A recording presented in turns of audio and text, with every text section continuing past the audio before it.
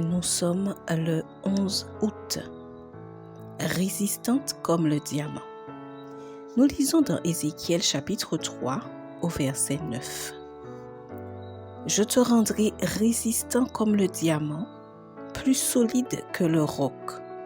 Par conséquent, n'aie pas peur d'eux et ne sois pas effrayé par l'attitude de ce peuple récalcitrant.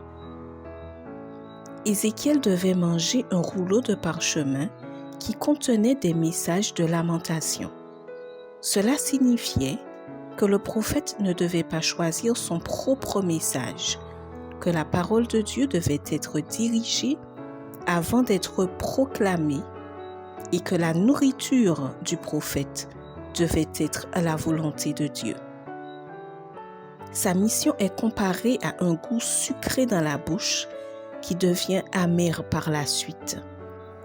En effet, il devait avertir que l'exil durerait 70 ans et que la ville et le temple seraient détruits. Il devait aussi l'annoncer à un public rebelle.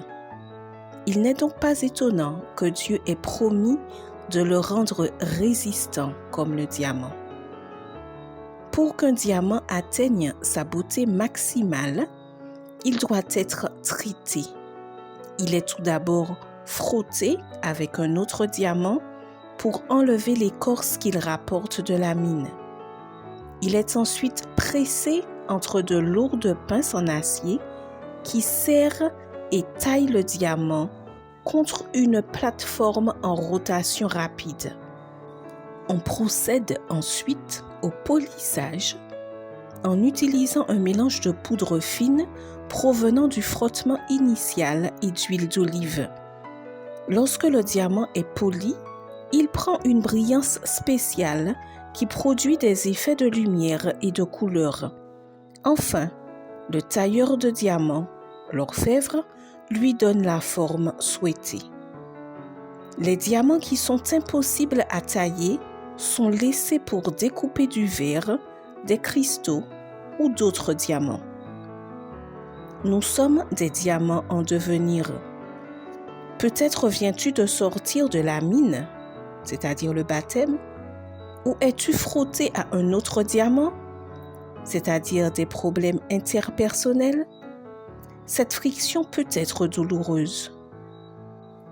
Peut-être te trouves-tu entre les branches de lourdes pinces d'acier qui seraient les circonstances difficiles qui te font te sentir écrasé et humilié. Il est possible que tu sois en train de te faire polir par les mains de l'orfèvre divin, par les épreuves et les tribulations. Attends patiemment, car bientôt tu auras la forme désirée pour être exposé dans la vitrine céleste. Laisse l'orfèvre divin te donner la forme qu'il veut te donner. Si tu résistes, tu seras laissé de côté. Combien y aura-t-il de diamants qui n'auront pas toléré d'être taillés et qui ne seront plus consacrés qu'à tailler, c'est-à-dire faire mal et blesser les autres diamants en devenir? Le Christ désire élever et purifier l'esprit de l'homme et le laver de toute souillure afin qu'il puisse apprécier son amour inégalé. Par la repentance, la foi et les bonnes œuvres, l'homme peut développer un caractère droit et s'approprier les privilèges des enfants de Dieu au moyen des mérites du Christ.